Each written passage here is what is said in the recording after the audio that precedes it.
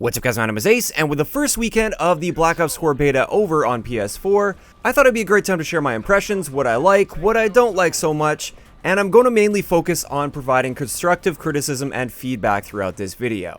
Now, I know a bunch of other YouTubers have already done this. I've actually purposely avoided watching those ones because I want this to be my opinions. I don't want it to be skewed or clouded by anybody's opinions. This is what I think of the game. I've been jotting things down in my little notebook as I've been playing throughout the weekend, and keep in mind, I got a ton of gameplay time this weekend. I'm talking like 50 plus hours of gameplay time over the weekend. It's pretty much all I did. So first up, let's just hop into the stuff that I'm really liking about the game so far, at least, based on my initial impressions. I'm kind of just going to blast through these, and then we'll focus more so on the constructive criticism, the things I didn't like, and the things that I feel could use a little bit of work. So the first thing I'm going to mention that I really like, keep in mind this is in no particular order, and of course it is going to be my personal preference and opinion that comes through here. The map design. I really like Treyarch map design. I feel like they're well-designed maps. Every piece of cover is there for a reason. It has a proper counter, and it's not like things are just thrown around randomly. Also, with 5v5, it actually works very well with these maps. I find the gameplay pace is very fast. Surprisingly fast for a 5v5 game, and I really enjoyed that over the weekend. Next up, something that's a bit controversial, but I personally enjoy, is the time to kill. I really like having that slightly longer time to kill, where it takes that extra bullet or so to get the kill. I feel like this creates a bit of a larger skill gap. It really rewards people that are aiming more effectively. Headshots actually matter in this build because the flinch is basically non-existent when you're aiming down sight, and many of the guns have high caliber, and for the ones that don't have high caliber, headshots actually matter with the way the new damage profiles work, so you're actually rewarded for hitting multiple consecutive shots, as well as aiming for that smaller target, which is the head. And I personally really enjoy this, although I will say it does kind of suck that multi-kills are a bit more difficult to get in Black Ops 4. So if you run into like 3 enemies face to face and you take them off guard, with a really fast time to kill, you might be able to pick all of them off before they can even react to you being there. But with a slower time to kill like this, you'll probably pick off 1, maybe 2 of them, but that third guy is almost definitely going to get you if you run into them face to face. Next up, something that not many people have been talking about so far, this is the sprint out times, and basically just the way that the weapons handle. I think they feel great without any perks required. There's no crutch perk for your sprint out time, like we saw in Black Ops 3 with Fast Hands and Gung Ho. In this game, for those of you guys that aren't aware, based on my initial tests, the base sprint out time for most of the guns is equal to the sprint out times that we would have saw in Black Ops 3 with Fast Hands equipped. So essentially, all of us have Fast Hands equipped on our class by default, at least when it comes to those sprint out times, and I think this is awesome. Now, if you do want to reduce them a little bit more, which really isn't necessary, Gung Ho does help a little bit, but it's far from being a crutch perk. This is something that I absolutely hated about COD World War II in the beginning of its life cycle. The sprint out times were extremely slow, and it led to a very slow-paced, campy playstyle because you were really punished for moving around the map. In this game, you aren't punished nearly as much. It really encourages movement, and I think this is awesome for a Call of Duty game. Another thing that I've mentioned quite a bit in the past already, but I did want to bring it up again in this video, something that I was initially very skeptical about, but kind of grew to love, this is the manual healing system. With the manual healing, especially with the stim shot, I can actually get back in the fight and be more aggressive than I could in previous Call of Duties. But the trade-off to that is I have to think about it. I have to actually plan ahead. I have to make sure that I heal up before I engage an enemy. But as long as I'm doing that, I can do it much faster than I could in previous COD games. And this, for me at least, and my playstyle, I really enjoy. Next up, something that I enjoy in general is how they've handled specialists. Now, some of the individual specialists I feel like maybe could use a little bit of work, maybe they're a bit on the annoying side, but I kind of like how specialists each have their own unique identity, and they can actually help the team out, not just the individual. Now, I definitely recognize that this is straying a little bit away from what Call of Duty is normally. Normally, Call of Duty in the past has always been about just individual performance. You just dominate as an individual, and you can carry a team to victory most of the time. Things have changed this year, and this is a different style of game.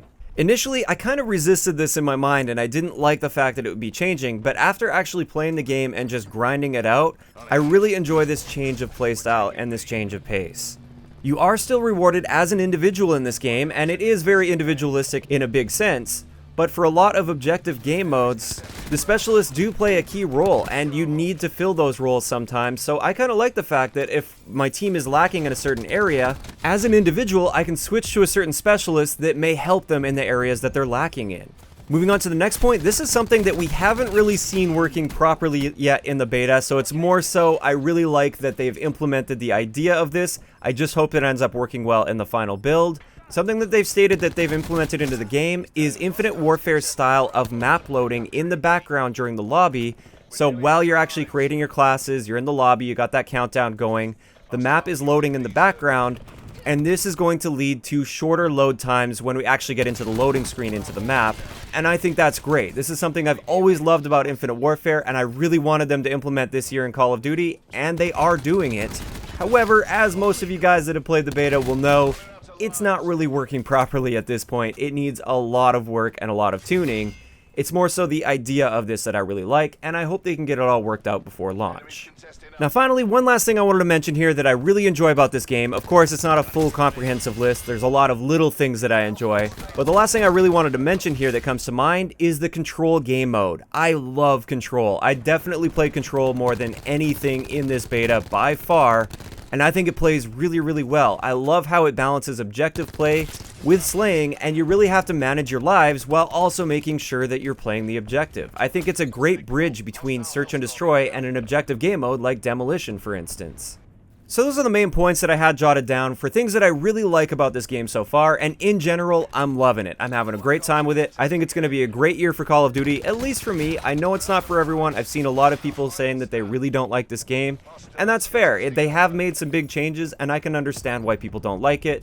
I'm throwing myself into it, I'm embracing it, and I'm having an excellent time with it so far. Now I want to move into the things I didn't like so much or I feel need some work. I'm going to try to be as constructive as possible here, but let's just start going through the list in no particular order once again. First up, the number one thing that really annoys me with this game that I really don't like, and it's not even gameplay related, this is their user interface. The UI in this game I feel is absolutely terrible for console. For PC, it's great, and art style wise, I think it's beautiful. It looks awesome, and the cursor system works great for PC. But when you put it in the hands of a console player, it's just not working out well. It's not intuitive in my mind. I spent a lot of time in the menus working through classes and everything like that, and you would think I'd maybe get the hang of it after a while, and I still don't. I still don't like it. I don't enjoy it. There are many times where I just want to use my D-pad. I don't want to move that cursor around to get to a position. I just want to use my D-pad. So personally, I would love a complete overhaul of the UI system for console and then just keep this UI for PC. But I don't know how realistic that is. They seem like they're pretty much set on having that cursor style system. So at the very least, what I would like to see for the console builds of the game is add the ability to use the D-pad as well as the cursor. So if you don't want to use the cursor, you can just use the D-pad to navigate through the individual menus. This would feel a lot better in my mind, at least. I don't like the idea of that cursor system, and I hope something changes. They have acknowledged this, and they said they'd be looking into it, but this is one of my biggest complaints at this point, is that horrible UI system for console. Another thing I want to mention is I have two PS4s. I have a PS4 Pro, which is my main PS4, and then on my second setup, I have a regular PS4. I've played on both. The performance on the PS4 Pro was great throughout this weekend of the beta. The performance on the regular PS4, on the other hand, left a lot to be desired. It wasn't very good, especially on Gridlock. Gridlock was almost unplayable on my regular PS4. The frame rate was absolutely terrible most of the time. And again, this is something they've acknowledged, and they are going to be working on it, but in the state that we played over the weekend, it was terrible on the regular PS4. This leads us to another performance-related issue. This has to do with the long lobby times, as well as spawning in really late into the game. Once again, thankfully this is something that Treyarch has addressed. They've been really good at addressing a lot of the major issues so far. They are going to be working on this, but in its current state, it's pretty unacceptable to be spawning into a match like 45 seconds after the match has begun. I've had people already in my spawn ready to shoot me by the time I've spawned, and that's just completely unacceptable. So I really hope they're going to be making some massive improvements in that area so that everybody is in the game ready to go before that countdown hits 0. Now, so far, most of the negative things I've mentioned here are just beta things. They're the types of things that betas are meant for. They're getting performance data on that, and they're going to be working on that, fine-tuning it, tweaking it, so for the full build of the game, it should be significantly improved, and I hope most of these issues will be completely eliminated. Now I want to move into things that are not necessarily just beta things, like actual gameplay-related changes that I would like to see, and we're just going to be jumping into this in no particular order. The first thing that I have jotted down here is the dog. Nomad's dog is crazy in its current state. It moves so freaking fast, it pretty much teleports sometimes across the map. It's really hard to hit, it has a good amount of health, it has quite a bit of health, and it's a one-hit kill on you, so it's very frustrating to run into, very annoying, and I think it definitely needs some work. Now, I don't think they need to completely nerf it into oblivion so it's useless and never gets a kill.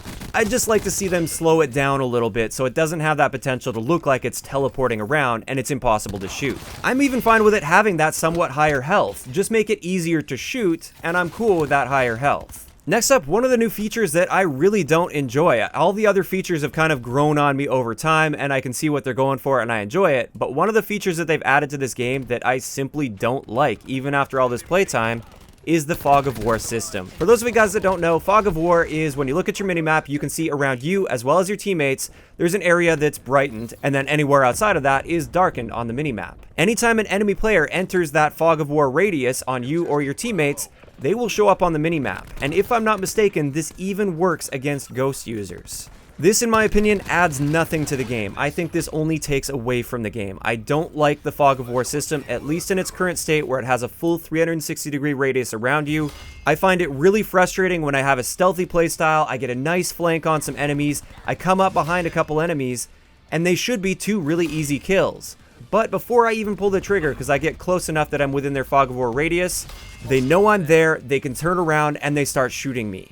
I think that's kind of ridiculous. It takes away from that flanking playstyle, it takes away from that strategic positioning on enemies, and I really don't like that. So personally, I'd like to see it completely removed, but I don't think that's going to be the case, because it is one of their new mechanics that they showed off, and it's one of their marketing points.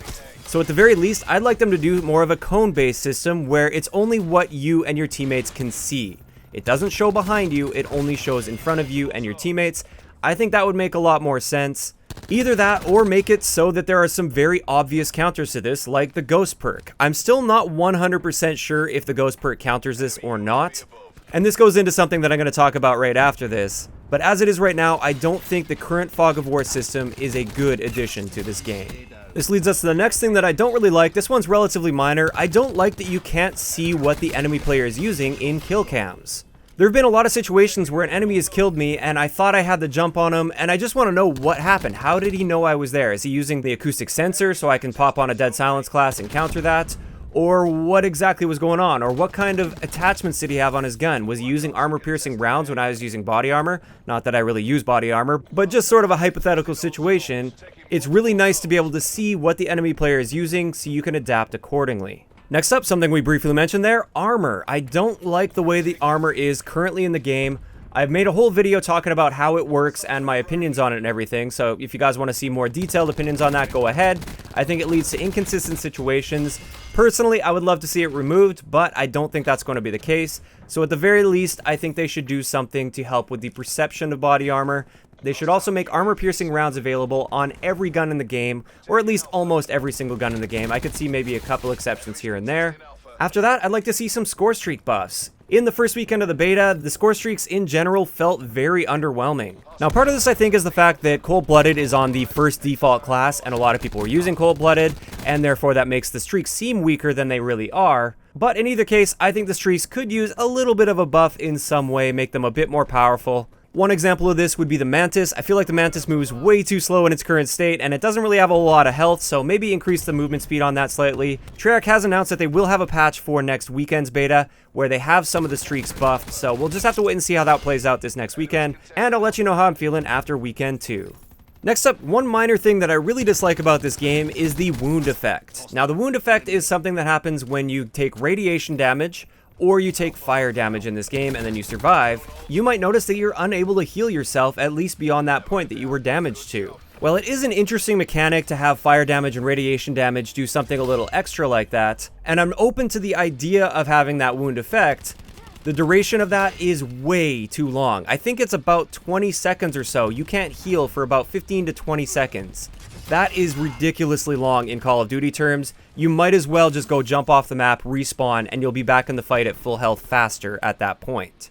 So in my opinion, even just having it an extra 5 seconds is plenty for a wound effect. That makes it so it's still really effective to catch somebody on fire or deal some radiation damage to them, and you're very likely to still end up with that kill, but it gives you a chance to back off, wait just a few seconds, and then heal yourself up and get back in the fight. Now, it's kind of a similar story for me with Prophet's Seeker drone that he has. That's that drone that he throws. It's his piece of gear, and it seeks out an enemy, and then it will shock them and hold them in place so they can't do anything. Now, you do have the ability to hit square if you catch it in time. If you hit square really, really quickly after being initially shocked by that, you can break free of that, and I think that's cool. That's an excellent counter to that. But if you miss that, it holds you in place for an obnoxiously long time.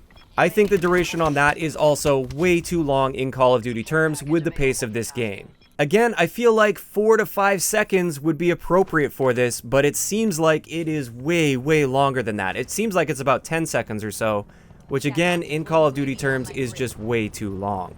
Next up, we have spawns. Now, in a lot of modes, spawns work just fine. I felt like Team Deathmatch spawns were generally okay, nothing really wrong with them, nothing too crazy with them. And same thing goes with Control. The spawns seem great. Then again, Control is a very linear mode, so spawns shouldn't be much of an issue in that. The biggest issue I'm having with spawns is in Domination. In Domination, I was constantly spawning at the enemy's home flag, and I had enemies spawning at my home flag. And keep in mind, this is without Seraph's spawn beacon. This is just the auto spawn mechanic, and it was just completely backwards. It felt like there is no such thing as map control in Domination anymore, and it made me hate that mode. I hated playing Domination throughout this weekend. Apparently, they did have a hotfix that went live on the Sunday of the beta, and I did manage to play one game of Domination after that hotfix. It seemed to have been improved, but I'm still not 100% sure, and I definitely still wanted to mention it here. Spawns need a lot of work, specifically in Domination, although hardpoints as well. There were a lot of times where I thought I should know where the enemies are spawning. Like, it just made sense that the enemies would be spawning in a particular area and coming from a certain direction, and that's not where they were spawning and coming from, and once again, it was not a spawn beacon that was active. So spawns in those modes at least definitely need some work. That's something that they always work on throughout the life cycle of a game, particularly in the beginning, so I do feel like things will get worked out, but it did need to be said. On a somewhat related note with spawns, this is the spawn beacon in Search and Destroy. Initially, we all thought this was a bug where you could use a spawn beacon in Search and Destroy. Turns out that's not a bug, that was actually intended by the developers, and I really hate this idea. I don't like this at all. Search and Destroy has always been about that pure one life game mode, so if you kill an enemy player, he's out of the fight for that round. The spawn beacon throws a wrench in that. It allows you to actually respawn after you've been killed in Search and Destroy, and I think that's a terrible choice. I realize the developers wanted to try something new. I think it completely flopped, it completely failed, and they need to get rid of the spawn beacon in Search. This brings us to the next somewhat minor gameplay thing. This is the health of Torque's barbed wire. Now, I like using Torque. I think Torque is excellent for objective game modes. You can cut off lanes really effectively, and I like the barbed wire. I like using that. I think it's a great piece of gear. However, when you come up against it, it's a little too hard to destroy. I don't think it should take multiple magazines to destroy barbed wire. I can understand it having a decent amount of health. Like, you don't want people to just pop 10 bullets into it and then they can go through. You want it to be somewhat effective, but in its current state, I feel like they went too far with the health of that. I think on average, one single magazine with most of the full auto guns in the game should be able to destroy that barbed wire. You're putting yourself out of position and you're exposing yourself by shooting an entire magazine at a barbed wire, so I think that's totally fair and balanced. In its current state, I think it's got just a little bit too much health. So with that, I think that's a good place to leave this video. Of course, I didn't cover every single point on the positive or the negative that I felt throughout this beta weekend. I was just trying to cover the main things that I would really like to see changed. Of course, I'd like to know in the comment section below, what are you guys thinking about Black Ops 4 so far based on the beta build of the game that you've played over the past weekend? What are some of the things you like? What are some of the things you dislike? And do you have any constructive feedback to give for the developers? If you enjoyed the video, a like rating is always appreciated, and don't forget to subscribe for more if you haven't already. I'll talk to you guys next time.